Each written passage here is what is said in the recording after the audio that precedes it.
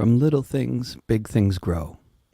What if we collectively organized as a class against those rich men north of Richmond in defense of our mutual class interests like guaranteed, actually affordable housing for everyone? You can find this on Substack, on Patreon, and at davidrovics.com/thisweek. The movement began with successful housing takeovers in Philadelphia by the Poor People's Army. Next came successful eviction defense actions in Portland, Oregon. Every time the police came to try to enforce eviction orders, dozens and soon hundreds of people would quickly materialize to defend those facing eviction, and the police would leave. The mainstream press had largely ignored the anti-eviction movement until it became too popular to respond to by simply failing to cover major news developments. They then went on the assault, vilifying the anti-eviction movement in all the usual ways. They said the movement's leadership included cis-white men who were not sufficiently sensitive to the particular ways BIPOC and LGBTQI+ people were affected by evictions, as opposed to other people who got evicted.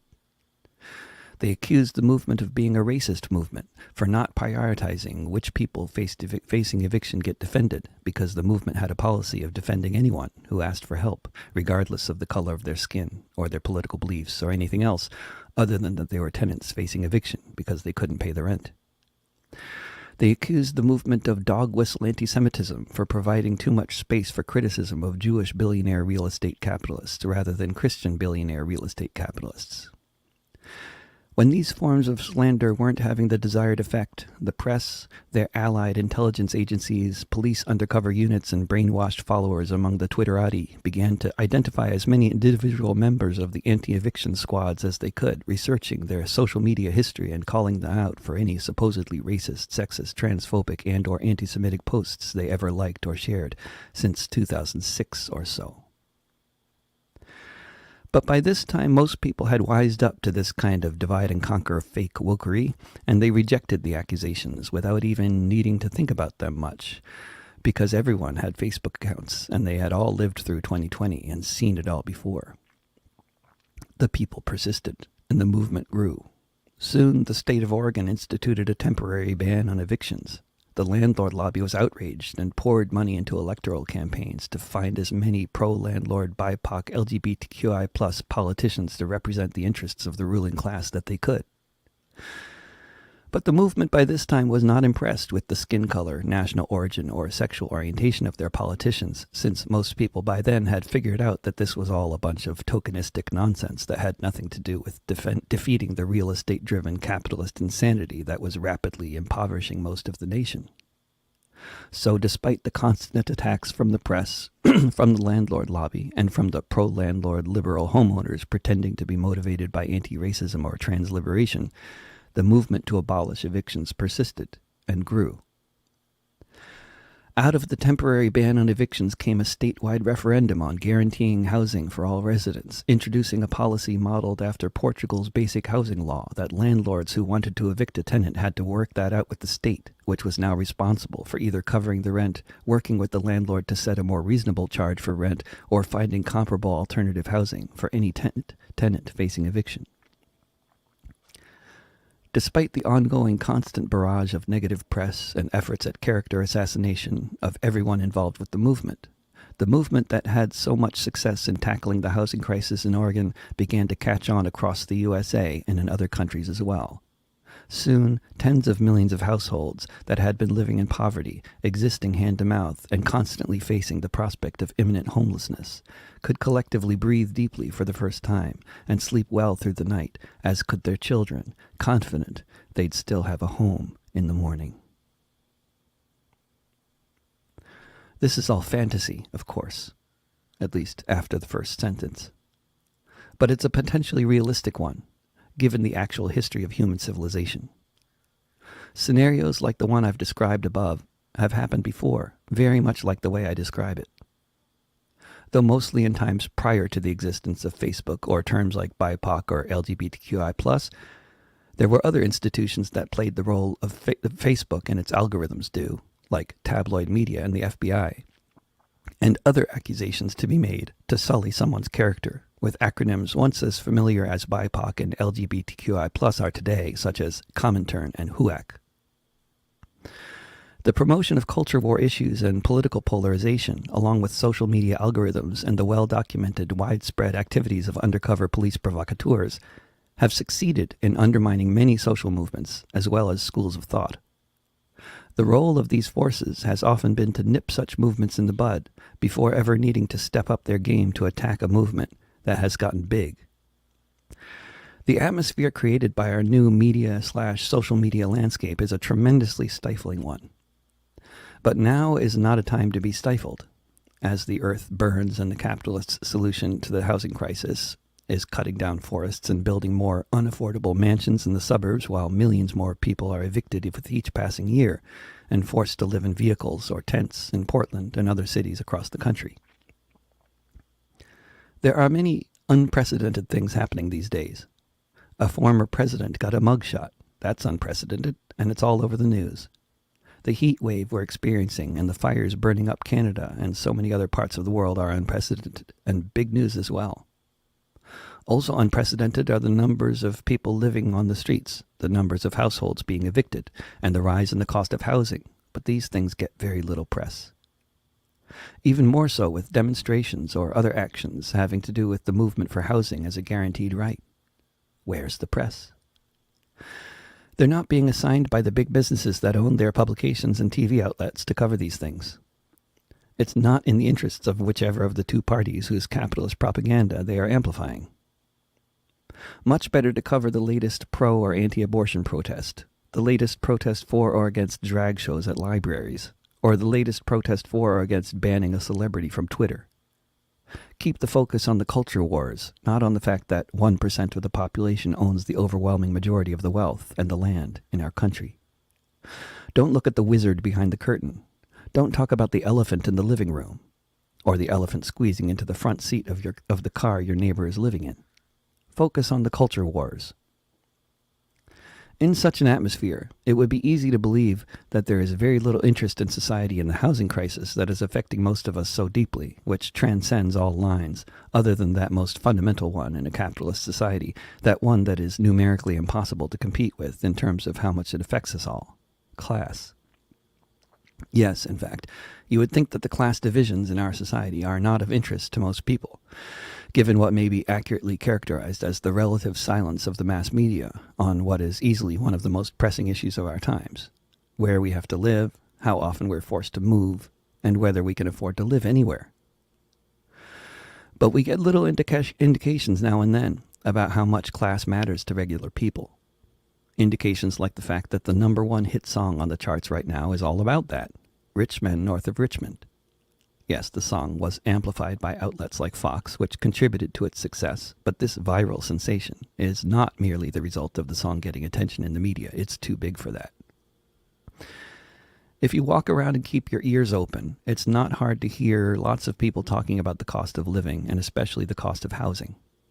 Such conversations are all around us, in supermarket aisles and on front porches across the country. But they are not covered by the corporate press, and when they are, it is through a sort of fake woke angle that is, by design, intended to pit different racialized groups against each other, even if many of the young reporters covering the news this way may be blissfully ignorant of the role they are playing. The effort on the part of the corporate and public press and the other powers that be to cover the culture wars and not the class war doesn't just promote one and try to silence the other. It has many far more nefarious impacts. One is to turn what should be class resentments into other forms of resentment. If you're a white working class renter whose rent has tripled over the past 15 years, and you hear story after story on NPR about hard-pressed BIPOC LGBTQI+ renters who need protection, you might draw the conclusion that you're privileged for being white, although your rent has tripled, and you have no right to complain. Or this kind of incessant race baiting might make you angry. Maybe you turn off NPR and turn on Fox, and you start feeling like the root of your poverty and the reason your rent has tripled has something to do with those extra marginalized BIPOC LGBTQI+ people who the progressive news outlets love to give a huge platform to in recent years, and which the conservative news outlets like to cover in response, in both cases as a means of keeping the population confused and divided. And then you start getting angry about racial justice campaigners and drag performers. Maybe you find some people to shoot to death, like someone did the other day in Florida. There is no way to overstate how well the culture war propaganda machine has worked on behalf of the ruling class and both the Republican and Democratic Party machines, and to the detriment of the overwhelming majority of American society. It's an extremely dangerous game they're playing that may lead to civil war or overt fascism. When such eventualities come, there is no doubt that they will have been fomented just as much by NPR and MSNBC as by Fox, as much by the anti-racist, pro-choice Democratic elements of the ruling class as by the racist, pro-life Republican elements of it. The average Democratic congressperson is slightly wealthier than the average Republican, but they won't emphasize this point on any of the news outlets.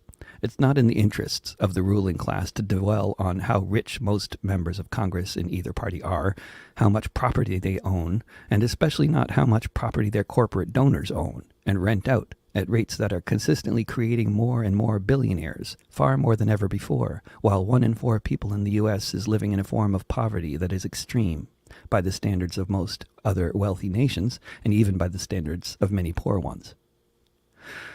A future characterized by civil war and or fascism is one that seems so inevitable to so many today.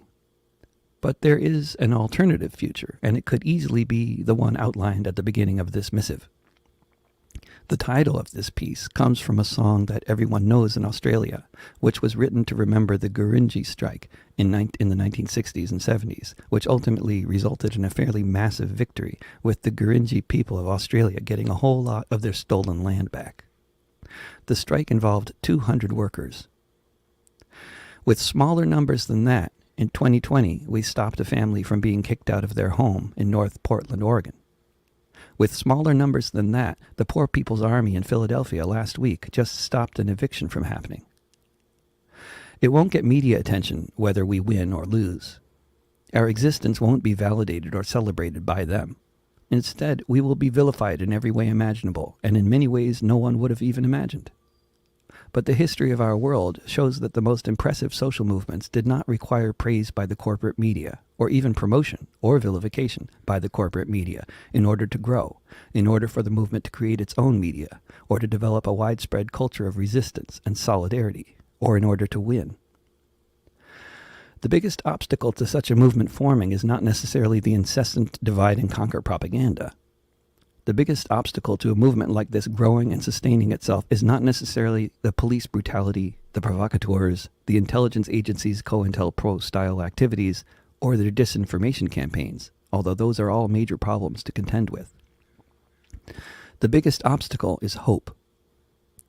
This is why FDR said the biggest thing to fear is fear itself. He understood the same thing.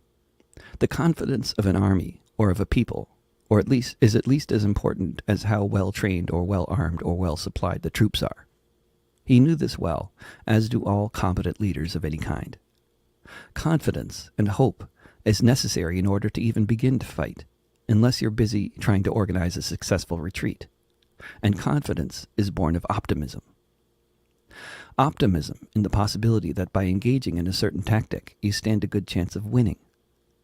This principle applies whether you're sending hundreds of thousands of troops in to liberate France or trying to organize a few dozen people to block the entrance to someone's Class C apartment in Portland, Oregon in order to prevent an eviction. As with a war, once you win some battles, the next ones seem much more winnable. That's why it's so important for any movement to be nipped in the bud, denounced, vilified, prevented from growing and flourishing in the first place, prevented from developing any sense of optimism or even any sense of itself. But as history shows, victory is indeed possible, and optimism is the first thing we need, and the first thing they'll try to make sure we never have. The biggest problem for the powers that be is that we have every reason to be optimistic about the prospects for a working-class movement calling for guaranteed housing for all and an end to destructive, soul-killing, violent events like evictions to become popular. Half of the country rents, and most renters and so many homeowners are struggling to keep themselves housed, having rented or bought a home that they couldn't really afford in the first place, but they needed housing. Living in a society where there is such a radical and fast-growing disparity between the lives of the rich and everybody else, the only viable strategy for the ruling class is to keep the people in a state of confusion and polarization. As soon as we wake up and see this increasingly feudal society, for the society of haves and have-nots that it has increasingly become over the past 50 years or so, as soon as we collectively see how badly we've been played against each other on behalf of the rich men north of Richmond, then the ruling class is left with nothing to defend themselves with, short of outright brutality. At that point, they will face the reality that most cops have close relatives who also can't afford housing. Many cops have close relatives who are living on the streets, just like the rest of the working class does these days. Recent events in Philadelphia, as well as Portland and elsewhere, indicate that neither the cops nor the prosecutors are particularly interested in fighting with people who are trying to prevent an eviction.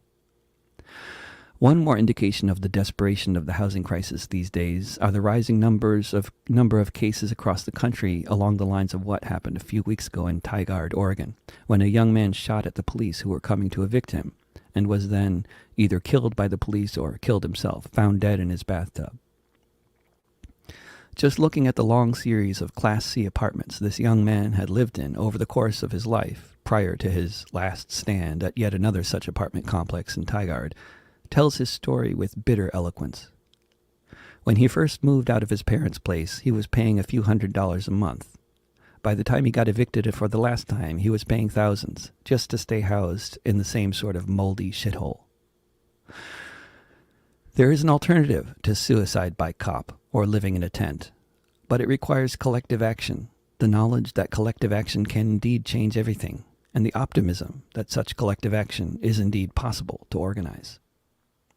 If you're in the Portland area, you could be part of this effort by going to abolishevictions.org and joining the text mob you'll find on the bottom of the page. If you're not in Portland, there may be a similar initiative already going on where you are, or you can get an affinity group together and start one yourself. For those of you who got this far and are interested in principle in this project, but are concerned about the security risk involved with joining the text mob and thus perhaps being identified as a radical and subjected to whatever consequences might follow, please get over it. Security culture of this kind has royally backfired, much worse than just not being helpful. It has aided the provocateurs and infiltrators tremendously. Use your name. Be real. Don't hide. They already know who you are. The problem is, we don't know each other. Introduce yourself. Join the text mob, and let's make a movement. Another world is not only possible, I have seen it regularly in my international travels. This country is an outlier. The world we seek, as far as guaranteed affordable housing is concerned, already exists, just not here. Let's change that, together. We don't care about your identity. Skin color, gender, sexual orientation, immigration status, voting history, perspective on the origins of COVID, who carried out 9/11, whether you support NATO expansionism, or any of that. If you're a human being, or potentially a member of any other species so inclined, and you think there is a way forward for society that does not involve evicting people who can't afford to house themselves, we want you.